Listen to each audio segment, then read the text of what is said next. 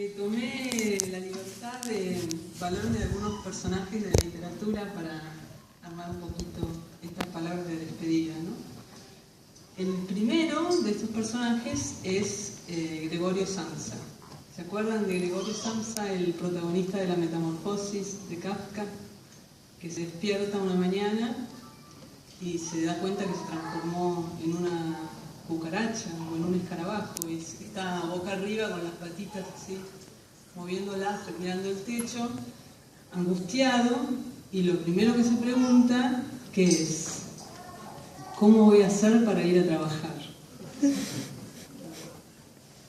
Samsa cree que el valor de su existencia pasa por su capacidad de seguir aportando el sustento a su familia, a sus padres y a su hermano. Si es incapaz de asistir a su trabajo, pues entonces su vida pierde valor, pierde su derecho a la existencia. No existe para los demás. Y no existir para los demás, al menos para alguien, es, en cierto modo, dejar de existir. Y esto es efectivamente lo que ocurre en la historia. Comienza a ser objeto del odio de los que lo rodean. Molesta, empieza a heder y muere. Muere como un insecto, aunque antes ya era algo así como un insecto. Transformarse físicamente en un insecto era objetivar su alma. Un insecto, una hormiga más que es incapaz de ponerse en la línea del ejército de su hormiguero, no puede eludir la muerte. La posibilidad de ir a trabajar adquiere una dimensión ontológica. Cumplir con el rol que le ha asignado la sociedad, la pequeña, familiar o la grande, el sistema, es alcanzar la propia identidad, un nombre propio por el que pueda ser convocado por los demás, una tarjeta certificando el derecho de presencia e interacción, de estar en el mundo. Una historia parecida cuenta Dostoyevsky 50 años de La Metamorfosis de Kafka en 1865 en un cuento que se llama El Cocodrilo, que es poco conocido, pero también es la historia de un funcionario que un día va a pasear con su novia un domingo y va a una exposición donde hay un cocodrilo que había traído un alemán a San Petersburgo. Entonces van a ver el cocodrilo y el funcionario se acerca tanto al cocodrilo que el cocodrilo se lo traga, pero no se muere y sigue hablando de adentro del cocodrilo. Y el alemán, dueño del cocodrilo, decía, ni pienso matar el cocodrilo para que salga el funcionario. ¿Quién me va a pagar el cocodrilo? Entonces el funcionario, desde adentro del cocodrilo, lo primero que piensa es, ¿ahora cómo voy a hacer para poder seguir siendo útil al Estado desde adentro del estómago del cocodrilo? ¿Sí? Entonces es muy similar la reacción del funcionario a la reacción de Gregorio Samsa, ¿no? Entonces al funcionario se le ocurre entonces que quizás fuera útil al Estado presentar informes periódicos de su situación. De ese modo puede seguir justificando su sueldo y su lugar en el mundo. El funcionario actúa la situación en la que ya se encontraba. Él ya había entregado su vida a las fauces de un gran animal, del paquidermo estatal. Estos son los antihéroes, pero ¿por qué no también decir los héroes del mundo contemporáneo? Los nuevos mártires del instinto de supervivencia, los que se animan a preguntar: díganme, ¿qué tengo que hacer para conquistar mi nombre, para encontrar un lugar en la fila? No cuestionan, hacen lo que se espera de ellos, lo que ellos creen que se espera de ellos. No introducen una novedad, reafirman el status quo, sienten, obedecen. Traigamos a cuento ahora a otro personaje de la literatura anterior a estos, Fausto. Fausto es lo opuesto a Samsa y el funcionario. Es el innovador activo que no acepta ningún límite, que no respeta más que a sus proyectos.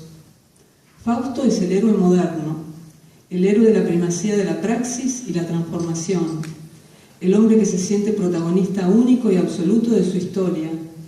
Fausto no obedece, ordena, no se somete, domina. Nada lo detiene, arrasa.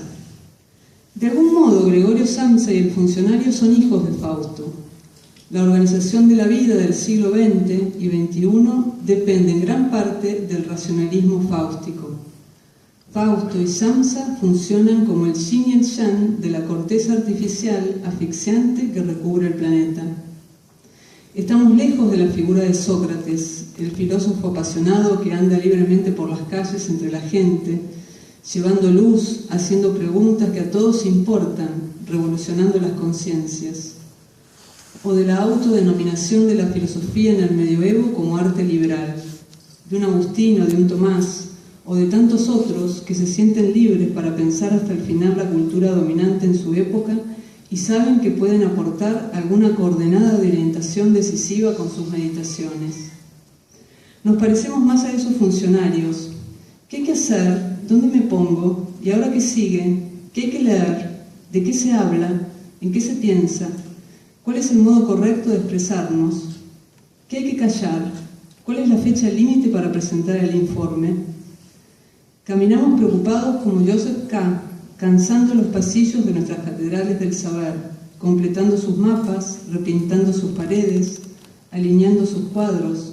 Todo queda tal cual lo encontramos. Me gustaría tener un caballo y un molino de viento, me dijo el otro día un señor con el que me puse a conversar de casualidad en la calle. Es todo lo que quiero. Inmediatamente pensé en el Quijote y volví sobre saber lo que quiero. Quizás estemos llamados a introducir alguna quijotada en nuestras vidas.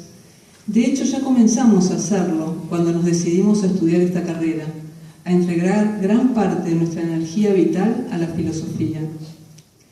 ¿Filosofía vas a estudiar? Pregunta, ¿no? Suena cada vez más extraño, ¿no? Incluso contestatario. Luego iniciamos los estudios y el trabajo en los que hallamos un sinfín de dones, pero corremos el riesgo también de entrar en un nuevo laberinto con sus propias reglas de juego. Que el Sócrates callejero se aleje cada vez más y de pronto ya no nos acordemos de él, cuando en el 90% de los casos fue su figura o alguna figura análoga la que nos entusiasmó a emprender este camino. Entonces, desde el lugar y tiempo existencial en que me encuentro, y tomándome la libertad que me otorga vuestro honroso pedido de que les dirija unas palabras de despedida, me animo a advertirles con un adagio latino: Quid quidagis prudenter agis et respice finem. Miren atrás el fin. Vuelvan siempre a escuchar esa vocecita interior que les susurró despacito la palabra filosofía. Y ustedes se dejaron seducir por ella. ¿Qué buscaban? No dejen nunca de buscarlo. Recreen sus primeras intenciones. Conserven en su interior el anhelo juvenil. No traicionen su memoria. Quizás sea esta la quijotada a la que nos tenemos que animar los caballeros andantes del siglo XXI. A no temer a la fidelidad a lo propio. La fidelidad al propio apasionamiento es el rasgo común de la genialidad, dice Tarkovsky. Este año hice con unas amigas el Camino de Santiago. Allí uno nunca teme perderse. El camino se bifurca, como ahora para ustedes, y uno se pregunta, ¿para dónde ir? Y siempre se aparece enseguida una pequeñita flecha amarilla que lo indica con certeza. Siempre se sabe para dónde dar el siguiente paso. Aunque no se tenga presente todo el panorama, sabemos dónde poner el pie. Yo creo que esa vocecita interior son nuestras flechas amarillas personales. Pobre consejo les doy, consejo tonto y hasta ridículo, pensarán algunos, como era ridícula la figura del Quijote. Pero es un tesoro para mí, y esa es una oportunidad que tengo para regalárselos, la oportunidad de decir algo, como dice Cristian. Sigan dejándose seducir por ella. Es esa voz la que les va dictando el genuino libreto de su existencia. Háganse amigos de ella. Nos habla muy bajo. Hay que hacer silencio para escucharla. No manda, sugiere, no ordena, estimula, incita, hace arder el corazón. El héroe contemporáneo es más bien el que se atreve a pensar en grande y pensar en grande es llevar adelante la pequeña tarea de ser uno mismo con toda la energía vital que transmite la certeza de que es la savia de lo real, la que nos impulsa. Como dice Theodor Adorno en Mínima Moralia, refiriéndose a la vida intelectual, dice: intelectual, no permitas que te sustituyan. No lo permitan ustedes. Ocupen plenamente su sitio. Regálenle a la existencia la preciosa novedad que se esconde en la vida personal de cada uno de ustedes. Dense ese permiso, nadie más puede dárselo. Ustedes ya tienen un nombre: José María, Mateo, Florencia, Ragone, Esteban, Joaquín, Juan, Teresa, Jorge, Mauro, Eduardo, Juan Francisco, Florencia Bruno, Lucas, Pablo, Ignacio. Muéstrenlo a nosotros, que brille su luz entre nosotros.